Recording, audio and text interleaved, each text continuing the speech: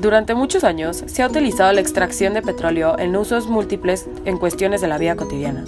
El uso de petróleo como combustible ha traído grandes impactos en nuestras vidas, desde generación de transportes que corren con gasolina hasta maquinaria utilizada en la industria. El petróleo ha facilitado cómo vivimos. Aunque se busque el enfoque del lado positivo únicamente, nos afrontamos a las consecuencias negativas de la extracción del petróleo muy recurrentemente. El hombre ha llegado a descuidar estas extracciones, que deben de ser meticulosas y controladas, para el lucro mayor de la persona moral. Esto ha ocasionado derrames de gran impacto para los océanos, intoxicando porcentajes alarmantes de diferentes especies marinas. El caso de Cadereyta Jiménez, Nuevo León, no es excepción. En el 2014, la comunidad de este estado se presentó un caso de descuido de Pemex. Aunque los daños ocasionados por derrame ya no son visibles, se ha detectado que la refinería sigue expulsando aguas residuales que contienen hidrocarburos y aceites. La vida marina como la conocemos se ve amenazada por estas emisiones ya que son altamente contaminantes. Los hidrocarburos son compuestos conformados por enlaces entre hidrógeno y carbono. Estas sustancias son apolares ya que la diferencia de electronegatividad entre estos dos elementos es menos de 0.4 y son compuestos con estructuras simétricas. Esto causa que los hidrocarburos no sean solubles en agua y tiendan a ser muy volátiles. El punto de ebullición incrementa con el número de carbonos.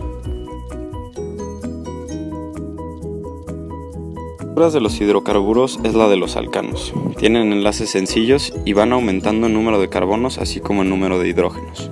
Estos alcanos son no polares, no solubles en agua y se encuentran en estado gaseoso. Las otras tres estructuras son un poco más complejas, pero son hidrocarburos. Está la quinolina, que también es no polar, tiene un hidrógeno en su estructura y se encuentra en estado líquido. Después, el benzotiofeno, es no polar, agrega un azufre a su estructura y se encuentra en estado sólido. Y finalmente, el dibenzotiofeno, es no polar, también tiene un azufre en su estructura, pero tiene más carbonos e hidrógenos y se encuentra en estado sólido. Como todas estas estructuras son no polares, solo tienen fuerzas intermoleculares de dispersión. El agua es una molécula polar que tiene dos enlaces dobles entre un oxígeno y dos hidrógenos. Es polar debido a la alta electronegatividad del oxígeno a comparación del hidrógeno.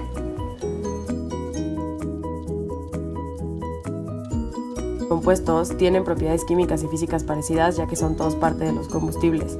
Por ejemplo, el metano, cuya fórmula química es CH4, tiene fuerzas intermoleculares de dispersión, con un punto de ebullición de menos 161.5 grados centígrados, es gaseoso y por ende muy volátil. El etano, Ce2H6, que también contiene fuerzas de dispersión, tiene un punto de ebullición de menos 89 grados Celsius, es gaseoso y de igual manera es muy volátil.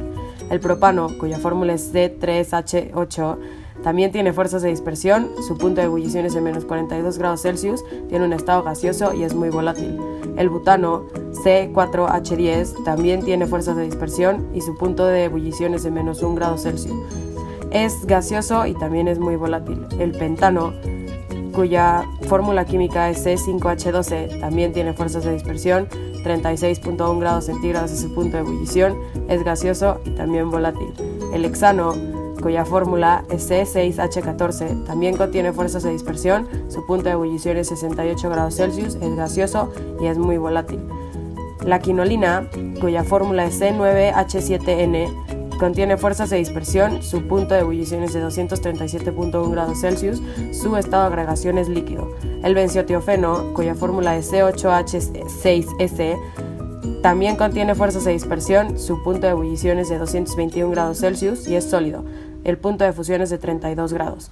Y el dibenzotiofeno, cuya fórmula es C2CH8S, contiene fuerzas de dispersión, su punto de ebullición está entre 332 y 333 grados Celsius y es sólido, con un punto de fusión de 97 a 100 grados Celsius. Al hablar de la polaridad y la solubilidad de estos compuestos, es igual ya que todas estas moléculas son apolares, por ende ninguna es soluble en agua. Del metano, la densidad es de 0.65 kilogramos sobre metro cúbico. Del etano, de 1.36 kilogramos sobre metro cúbico. Del propano, 493 kilogramos sobre metro cúbico. Del butano, 248 kilogramos sobre metro cúbico. El pentano, 626 kilogramos sobre metro cúbico. El hexano, 655 kilogramos sobre metro cúbico. De la quinolina, 1.09 gramos sobre centímetros cúbicos. el benzoetiofeno de 1.15 gramos sobre centímetro cúbico y del dibenzoetiofeno 1.25 gramos sobre centímetro cúbico. La viscosidad del metano es de 0.2 por 10 a la menos 3, del etano 0.87, del propano 0.2, del butano 0.7 por 10 a la menos 2, del pentano 0.24, del hexano 0.29, de la quinolina 2.97 y del benzoetiofeno y del dibenzoetiofeno estas no aplican, ya que son sólidos. Las sustancias principales involucradas en un derrame de petróleo y las que tocamos brevemente en clase son las siguientes: benceno, benzoetiofeno, dibenzoetiofeno y quinolina. Todas estas sustancias son hidrocarburos, por lo cual son en su mayoría no polares. Sin embargo, hay unas características de estas mismas que la hacen tener una polaridad mínima que crea condiciones leves de dipolo-dipolo.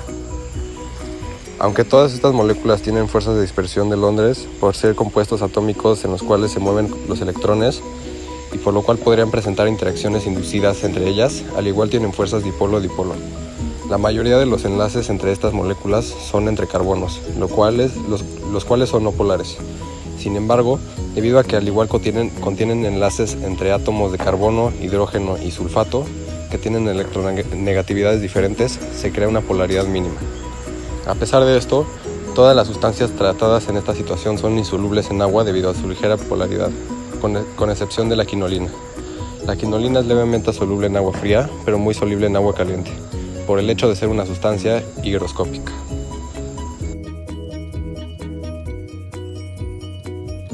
El proceso más común se le conoce como la decantación, que es un método físico para separar dos líquidos que tienen diferentes densidades y no son solubles. Ya que los hidrocarburos son menos pesados que el agua, la diferencia de peso hace que los hidrocarburos queden en el fondo, separándose del agua. Otro proceso que se podría aplicar es la destilación, que separa las mezclas líquidas por medio de la evaporación. Este proceso casi no se usa, ya que las micropartículas involucradas contaminan el mar aún más. Otro proceso para separar estas sustancias creado por científicos del Instituto de Tecnología de Massachusetts, MIT, involucra nanotecnologías utilizadas para la imantación del petróleo crudo llamadas ferrofluidos. Este proceso de imantación del petróleo y otros aceites debe ser realizado en un buque para evitar que las nanopartículas contaminen los cuerpos de agua involucrados. Pero a pesar de esto, se trata de una maniobra mucho más sencilla que otros procesos. Se han hecho estudios en los que estas técnicas son muy eficientes, muy rápidas y muy limpias, ya que no se mezcla con el agua. Incluso, estas nanopartículas pueden ser retiradas posteriormente del crudo para su refinación y uso.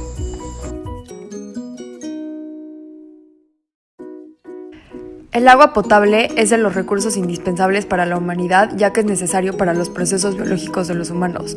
De acuerdo con la Asamblea de las Naciones Unidas, el agua y el saneamiento son indispensables para el humano, por lo tanto son un derecho humano. Para que el agua sea considerada potable, tiene que ser limpia, pulcra, inodora, insípida, sin partículas que la hagan turbia y contener minerales como sodio, yodo y cloro. En el mundo, solo el 2% del agua puede ser potabilizada y ese número disminuye ya que se contamina con accidentes tales como los ocurridos en Cadereyta, lo cual hace estos accidentes sumamente preocupantes. Para que pueda ser potabilizada, el agua debe de pasar por un filtro para remover las impurezas, eliminar microorganismos que contengan cloro y pasar por pruebas para que se pueda liberar el consumismo. Los hidrocarburos crean una capa a la superficie del mar que evita que la luz llegue al agua, ya que estas sustancias son insolubles en el agua. Es muy preocupante ya que la mayoría de especies necesitan esto para sobrevivir, como el alga que necesita luz para su fotosíntesis. Esto puede causar la muerte de muchos organismos, ya que los hidrocarburos también contienen toxinas peligrosas para los animales. Esto causa un desbalance en la naturaleza, ya que afecta a la cadena alimenticia del ecosistema. Cuando los pescados comen algas que ya están contaminadas por los hidrocarburos, esto transmite la contaminación a los seres humanos cuando comen los pescados.